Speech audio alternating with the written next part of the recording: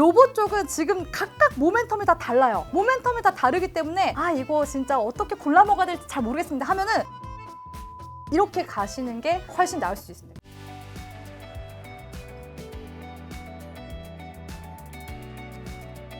저 로봇도 좀 여쭤보려고 하는데 정부가 로봇 산업 육성에 150조 원을 투입하고 규제를 푼다고 했는데 이 정책이 실제 기업들의 매출로 연결된 시점은 언제쯤으로 보시고 정책 수혜 가장 크게 볼 수 있는 기업은 어디가 해당될까요? 정책 수혜를 볼 수 있는 기업 저는 대표적으로 대기업에서 지분 투자를 하고 있거나 자회사로 편입한 기업들을 투자 관점에서는 바라봐야 된다고 생각하고요. 중소형주 같은 경우는 아무래도 개인 투자자분들이 접근하기에는 난이도가 있긴 하다. 이렇게 말씀드릴 수가 있을 것 같아요. 그래서 사실 중소형주를 이제 공략을 하려면은 이게 좀 파생되는 계속 내러티브를 계속 체크를 하고 이슈가 나오는지를 보시면서 해야 되거든요. 그래서 뭐 대표적으로 언급을 드리자면은 올 초에 삼성전자 콜옵션 이제 행사에서 자회사로 편입이 된 레인보우 로보틱스 일단 대표적으로 들어볼 수 있고요. 그리고 이제 두산에서 이게 기업들 중에서 가장 확실하게 딱 앞에 그 브랜드명이 있죠. 대기업명이 있는 두산 로보틱스. 그 다음에 이제 SK 배터리 아메리카 쪽에서 또 지분 투자하고 있는 유일 로보틱스. 요 세 기업은 일단은 우리가 계속해서 관심 있게 팔로우를 해야 된다라고 생각을 하고 있고요. 물론 이제 그 외 파생적으로 LG전자가 지분 투자하고 있는 로보스타나 로보티즈 볼 수 있겠지만 너무 또 많이 올라갔다라고서 이제 볼 수도 있는 투자자분들이 많기 때문에 상대적으로 조금 더 이제 여러 가지 이제 유동성 측면에서 봤을 때 또 대형주이기도 하잖아요. 대형주에 좀 더 안정적으로 중장기 투자한다라고 한다면 앞서 말씀드린 세 기업을 보셔야 된다. 그리고 지금 정부에서 로봇 산업을 왜 지금 육성을 하려고 하는가 요 부분을 보셔야 합니다. 그러니까 우리나라도 사실 지금 로봇 관련 기업들이 굉장히 지금 핫한 상황이잖아요. 특히 이제 휴머노이드 로봇에 대한 기대감도 지금 매우 큰 상황이고 이게 주식 시장을 보면은 하나의 큰 이제 섹터가 있고 그 외에 이제 파생되는 세부 섹터들이 있어요. 그래서 올해 이제 흐름들을 보면은 대표적으로 이제 휴머노이드 로봇에 대한 기대감이 한 차례 들어왔었고 그다음에 이제 로보티즈가 액추에이터 감속기를 만드는 곳이잖아요. 그 기술력을 토대로 세미 휴머노이드 로봇을 만들어서 오픈 AI에 이제 공급하기 시작했다. 이 관련 이슈가 나오기 시작했습니다. 그러면서 계속해서 이제 부품단의 액추에이터 감속기를 만드는 그런 부품 기업들이 많이 좀 부각이 됐었고요. 그러면서 그 사이에 나왔었던 게 노란봉투법 정부에서 이제 지정한다라는 이야기 나오면서 이런 자동화 기업에 대한 스마트 팩토리에 대한 그런 이제 니즈가 또 많이 올라가게 되면서 자동화 솔루션을 만들고 있는 곳들 뭐 대표적으로 클로봇이라도 최근에는 뭐 현대 오토웨버 이런 기업들도 많이 부각을 받고 있는 중이기도 하죠. 그렇게 지금 로봇 산업 섹터에서 이러한 지금 순환매 기조가 나오고 있긴 한데 로봇 기업들이 사실상 재물을 딱 따서 보잖아요. 그러면 약간 좀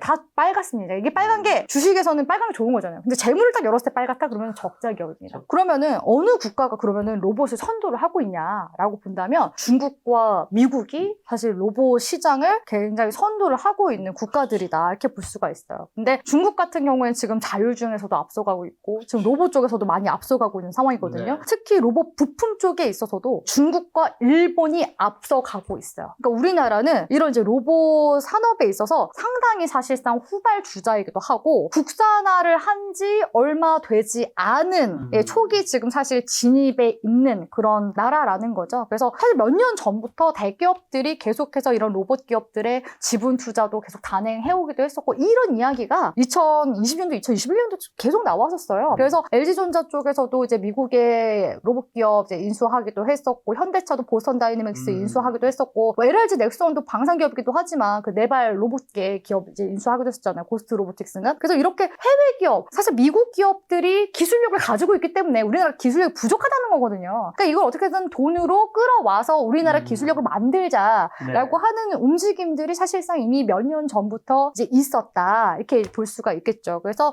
지금 뭐 산업적으로 이제 뭐 봤을 때 뭐 코로나 팬데믹이 뭐 촉발시켰다 이런 로봇 이제 산업이 이제 커질 수 있도록 뭐 이런 이야기들 많이 나오고 있긴 하지만 우리나라는 이제 전반적으로 저출산 또 국가이기도 하기 때문에 앞으로 이제 인력 부족, 지금 여전히 인력 부족을 겪고 있는 제조업이 대표적으로 조선업이잖아요. 근데 조선업 같은 경우는 이번에 또 파업도 하면서 노란봉투법 이야기가 나올 수밖에 없었고 근데 그러면 빠져나가는 그런 인력들 계속해서 해외에서 부족한 인력들을 데리고 오는데 그것도 한계가 너무 명확하단 말이에요. 그러니까 산업용 로봇을 결국에는 키워야 된다. 제조업 쪽에서. 그래서 반도체나 내지는 자동차나 조선이나 특히 뭐 물류 쪽에서도 이런 로봇 활용이 굉장히 많이 밤이 될 수밖에 없는 상황. 그런데 그 로봇을 말씀드렸다시피 누가 잘 만들어요? 지금 해외 기업들 다 잘 만든단 말이에요. 결국 우리나라는 원래 이 로봇 기업들을요, 우리 한국의 로봇 기업들의 로봇을 사서 쓴 게 아니라 해외 로봇을 들여와서 썼단 말이에요. 그러다 보니까 우리나라 로봇 기업들 가뜩이나 적자인데 또 입지 자체가 줄어들 수밖에 없는 상황. 그러면 여기서 로봇 패권을 우리나라가 뺏길 수밖에 없는 거잖아요. 이미 계속 침투를 하고 있는 상황이었기 때문에. 그래서 지금 정부 쪽에서 로봇 사업을 이제 키우기 위해서 각종 있었던 규제들을 좀 완화시키자라고서 이야기가 나온 겁니다. 그래서 그 처음이 노란봉투법으로 이런 이제 수요가 많습니다. 로봇 사업에 대한 수요가 많습니다. 이 부분을 일단 확인을 한 거고요. 그 다음에 이제 이야기가 나온 게 규제 샌드박스. 규제 샌드박스가 이제 뭐냐면은 기존에는 이제 로봇을 만들잖아요. 그럼 안전성에 대한 그런 이제 문제도 우리나라가 상당히 이런 이제 산업에 대해서 굉장히 보수적인 그렇죠. 국가 중 한 곳이거든요. 그러니까 이게 안정성이 검증되지 않으면은 이게 기업 입장에서 도입을 하기가 너무 힘든 거예요. 그러니까 가장 쉽게 그냥 해외에서 들어와서 쓰는 게 가장 빠르다 보니까 그래서 이제 정부 쪽에서 그럼 규제를 완화시켰죠. 그럼 기존에 이제 실증 사업하고 그랬던 거를 시간을 좀 많이 줄여주고 이걸 빠르게 상용화할 수 있도록 기반을 만들어주자라고 했던 게 규제 샌드박스. 그 다음에 이제 이야기가 나온 게 반덤핑 관세 부과. 왜냐하면 일본이랑 지금 중국 쪽에서 로봇 부품 들어오고 있잖아요. 근데 심지어 최근에 중국의 그 로봇이 이제 입찰 로봇이요. 중국에서 판매가 됐을 때는 그 정상 가격 받아요. 근데 우리나라에는 그 할인율을 뭐 40%까지 매겨서 싼 값에 또 판매를 하는 그런 상황이 또 생기는 거예요. 빨리빨리 이제 그거를 판매를 많이 하기 위해서 대량으로. 경쟁력이 또 한국 기업이 떨어지겠죠. 예, 그러면은 더 입지가 줄어들 수밖에 없는 거예요. 그렇기 때문에 반덤핑 관세를 크게 매기면 그 빈 자리를 우리나라 이제 로봇 기업들이 침투를 할 수 있는 게 아니냐라고서 이야기가 나오고 있는 거기 때문에 정부 쪽에서 이렇게 규제도 완화해주고 그런 해외 로봇 기업들, 로봇 부품 기업들에도 지금 이렇게 반덤핑 관세를 부과를 하고 있는. 그러니까 사실상 성장주들은요, 이런 정부 정책 기대감, 즉 모멘텀이 아주 중요한데 그 모멘텀 자체가 지금 들어오고 있는 상황이다라고 볼 수가 있는 거죠. 뒤에 스타나 티즈보다는 로보틱스 붙는 걸 좋아하시는군요. 그렇군요. 레인보우 두산 유일 로보틱스. 자, 근데 그럼 삼성, 그 다음에 SK온이죠. 두산, 이 세 개 대기업의 로봇 전략 차이점이라든가 대기업과 또 협력 시너지가 더 기대되는 곳도 있을까요? 저는 이제 각각 진짜 매력도가 다르다라고 생각을 해요. 그래서 이거는 이제 우리 시청자분들이 본인의 관심에 따라서 이제 투자 인사이트를 얻어서 하시면 된다고 생각하는데 작가님 굉장히 예리하게 그 로보틱스 말씀을 주셨어요. 예전에 제약바이오가 한 차례 그런 랠리가 나왔을 때 2017년도인가 18년도인가 그때였거든요. 그때도 뒤에 모모 바이오 내지는 모모 약품, 모모 제약 붙는 기업들이 다 올라가고 그랬었거든요. 그런 것처럼 지금 로봇 쪽도 이렇게 생각해 보니까 마찬가지로 뒤에 이제 틱스 붙는 기업들이 있는 것 같습니다. 일단 한 차례 이제 차근차근 보면은 레인보우 로보틱스는 일단은 뒤에 삼성전자가 딱 버티고 있죠. 삼성전자 딱 버티고 있는 이유가 시총 1위 아닌가요? 예, 중에? 맞습니다. 근데 레인보우 로보틱스가 가장 지금 우리가 기대되는 사업이 휴머노이드 로봇이잖아요. 그리고 사실상 이번에 사실 부각을 받은 로보티즈의 양팔형 이동 로봇 있잖아요. 그 양팔형 이동 로봇을 사실상 레인보우 로보틱스가 가장 먼저 만들어서 작년에 미국의 대학 기업들의 R&D용으로 연구개발용으로 납품을 하기 시작했어요. 그렇기 때문에 사실상 해외 진출에 있어서는 레인보우 로보틱스가 가장 우선적으로 이미 하고 있었다라는 점을 들어볼 수 있고요. 그리고 삼성전자도 사실상 이게 자동화를 계속 해야 되잖아요. 그래서 레인보우 로보틱스의 로봇들을 콜옵션을 행사하기 전부터 계속 이제 몇 대씩 들어와서 그거를 계속 이제 실증을 해나갔었던 상황이었거든요. 근데 이제 이번에 콜옵션을 이제 행사한 이유가 뭐냐? 휴머노이드에서 우리가 이거를 패권을 다른 이제 우리나라 이제 국내 많은 대기업들 중에서도 가장 먼저 치고 가겠다라고서 사실상 선언한 거나 다름없다라고서 생각을 하고 있습니다. 그래서 휴머노이드 사업을 이제 봤을 때는 사실상 레인보우 로보틱스가 가장 좀 유망하다고 볼 수가 있죠. 그리고 AI의 끝판왕은 로봇이고 로봇의 끝판왕은 또 휴머노이드잖아요. 그래서 이런 이제 기술력 봤을 때는 그래도 로보티즈도 그 세미 휴머노이드 로봇 만들었다면서 그럼 휴머노이드 로봇 로봇에 있어서 굉장히 좀 유망한 거 아닌가, 기술력도 좋은 거 아닌가 할 수 있겠지만 이 휴머노이드 로봇을 가동할 때 여러 가지, 물론 이제 관절에 대한 부분들도 중요하겠지만 또 그 휴머노이드 로봇에 들어가는 또 솔루션도 잘 만들어야 되거든요. 그거를 지금 계속해서 딥러닝을 시켜나가고 있는 과정 중에 있는 게 레인보우 로보틱스다. 네, 이렇게 이제 볼 수가 있고요. 그리고 레인보우 로보틱스는 계속해서 이제 그때 콜옵션 행사하고 나서 이야기가 나온 게 뭐냐면 사명 변경에 대한 기대감이 계속 들어오고 있어요. 그리고 이게 또 시가총액이 커지다 보면은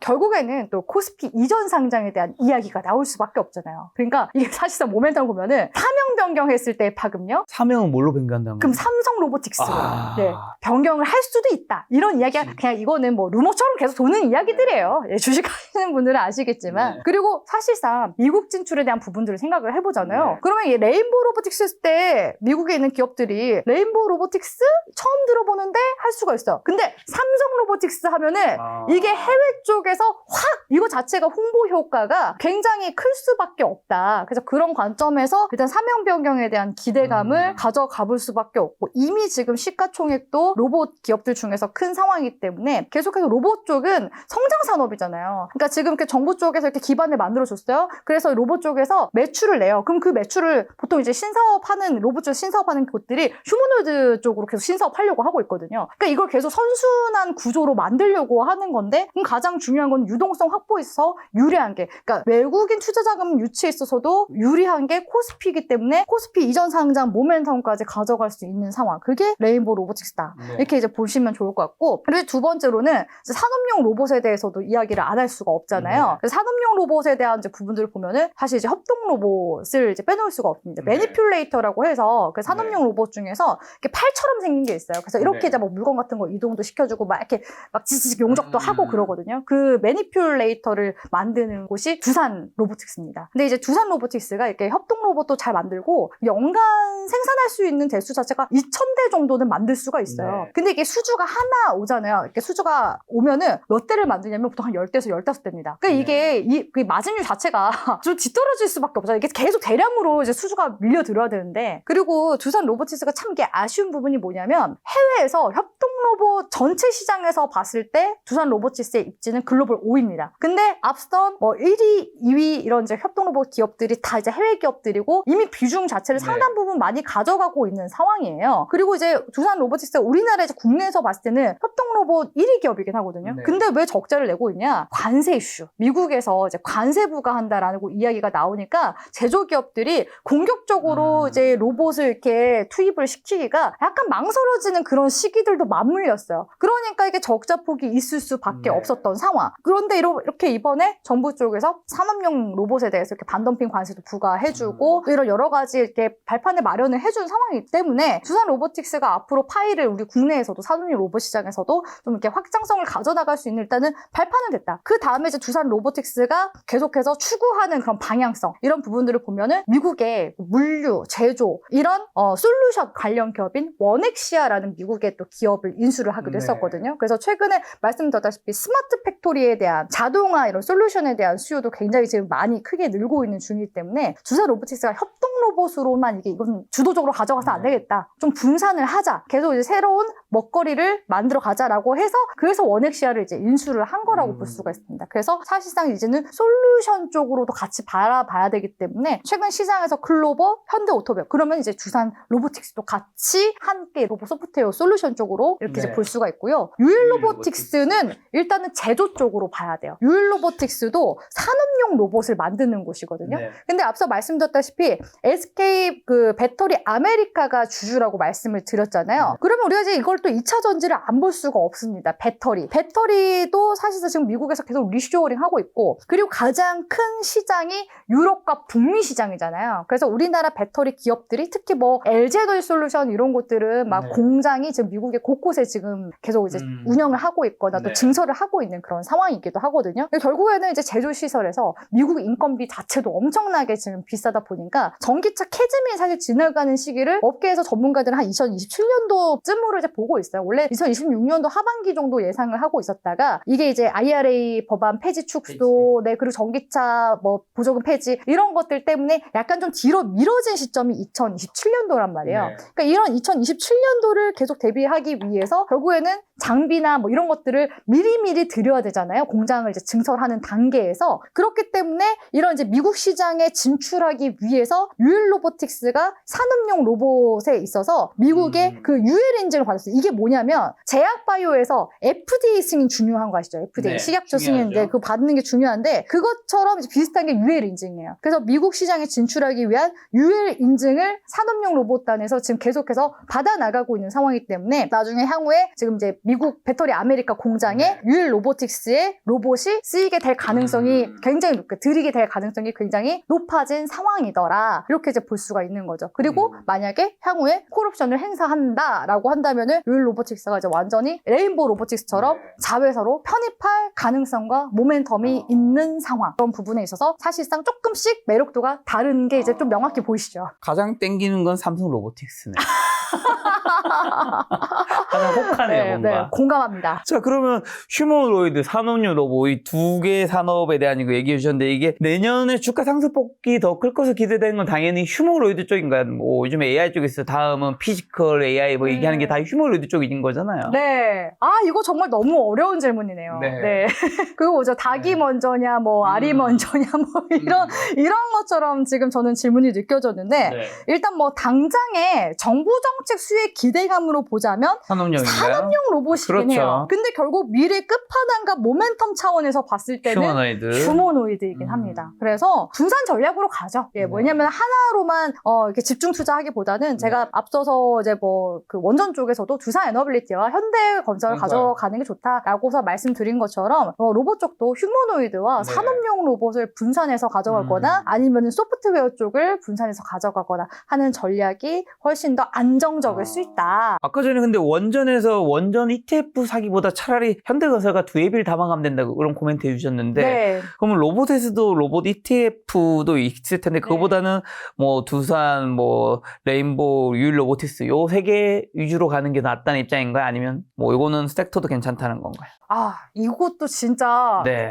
오늘 저는 그러니까 네. TV 방송도 제가 많이 나가는데 네네. 김작가 TV 그 질문 수준이 굉장히 아, 그런가요? 높고 예, 되게 그 아이디어가 반짝이는 질문들이 그렇군요. 예, 많다고 생각을 하는데 네. 그 사실상 제가 아까 말씀드린 거는 네. 그 두산너빌리티와 현대건설 같은 게 이게 명확한 포지션이 있었잖아요. 그렇죠. 그렇기 때문에 그냥 이걸 합쳐서 그냥 ETF처럼 가져가자 네. 이거였는데 로봇 쪽은 지금 각각 모멘텀이 다 달라요. 모멘텀이 다 다르기 때문에 아 이거 진짜 어떻게 골라 먹어야 될지 잘 모르겠습니다 하면은 전 그럼 로봇은 차라리 ETF로 가자. ETF로 가자 이렇게 가시는 게 훨씬 나을 수 있습니다. 근데 뭐 본인마다 선호하는 게 다를 수 있잖아요. 네. 휴머노이드 산업용 로봇 네. 제가 말씀드렸다시피 이런 자회사의 그 콜옵션 그 행사 네. 이런 부분들이 각각 모멘텀이 다 다르기 때문에 ETF를 선택하는 것도 저는 충분히 대안이 될 수 있다. 하지만 그 ETF에 뭐 레인보우라든가 두산이라든가 유일 로보티스가 좀 더 많이 포함이 되었으면 좋겠다고는 생각하시겠네요. 그쵸. ETF를 담으실 때 네. ETF에서도 종목 구성. 종목 구성을 보셔야 돼요. 종목 네. 구성에서도 비중이 어느 정도 담겨져 있는지. 그렇죠. 사실 거기서도 인사이트 얻을 수 있거든요. 맞습니다. ETF에서 만약에 레인보우 로보틱스를 공통적으로 많이 담는다면은 네. 그냥 레인보우 로보틱스를 원툴로 가져가는 게 나을 수 있어요. 왜냐하면 패시브 자금이 어차피 유입이 될 수밖에 없기 때문에. 그럼 로봇에서 마지막으로는 로봇의 관절 역할하는 감속기 부품이 또 중요하다고 하시던데 일본이 독점하던 시장에서 SPG나 에이렌시스 같은 국내 기업의 기술 경쟁력은 어느 정도 이 종목들은 어떻게 보시나요? SPG는 최근에 좀 많이 올랐죠. 네. 그래서 신규로 접근하는 거에 있어서는 보수적이고요. 어쩔 수 네. 없이 보수적이고 이렌시스는 긍정적으로 보고 있습니다. 하지만 이건 명확히 말씀드리지만 기술 경쟁력은 일본에 비해서는 우리나라가 상대적으로 부족하긴 하죠. 네. 예, 올라오고 있는 상황이고 네. 이제 국산화를 한 지 얼마 안 된 상황이기 때문에 계속해서 이제 우리나라에서 지금 정부 차원에서 서포트를 하고 있는 입장이잖아요. 이게 결국에는 이게 지금 해외 시장에서 당장 먹기보다 우리나라 기업들이 우리나라 감속기를 가장 먼저 우선적으로 구매를 해주고 거기서 매출 발생이 나와야지 사실 이제 거기서부터 조금씩 네. 경쟁력을 만들어 나갈 수 있다라고 생각을 하고 있습니다. 근데 지금 일본에 비해서 능력이 조금 부족할 때 이런 코멘트 해주셨는데 그러면 아까 전에 어쨌든 로봇은 미국과 중국과 일본이 앞선다는 얘기 해주셨는데 유일 로보티스, 뭐 레인보우, 그다음 두산 로보티스는 미국, 중국보다 앞서서 추천하시는 건가요? 앞서서 추천하는 건 아니고 그러니까요. 성장 모멘텀으로 말씀을 드리는 거고 네. 이렌시스는 사실상 중소형 주잖아요. 그런 의미에서 그리고 네, 그런 의미에서 레인보우 로보틱스나 유일 로보틱스, 두산 로보틱스 자체가 네. 시총이 크기 때문에 네. 안정성을 보자면 이쪽 기업들이 낫고 내지는 단기적인 급등주에 대한 대응, 변동성에 대한 대응이 가능하다 하시는 분들은 이렌시스를 그냥 관심 종목에 일단은 담아놓고 보시는 게 좋죠. 근데 사실 상대적으로 요즘 감속기랑 같이 부각이 되는 게 액추에이터인데 액추에이터 쪽에서는 지금 대형 기업 중에서 그 HL만도가 많이 부각이 되고 있거든요. 그러니까 오히려 HL만도가 자동차 부품단에 대한 수혜와 액추에이터 이런 로봇 신사업에 대한 수혜 기대감이 더 커서 이렌시스냐 HL만도냐 한다면 저는 차라리 HL만도다라고 이야기를 할 수밖에 없습니다.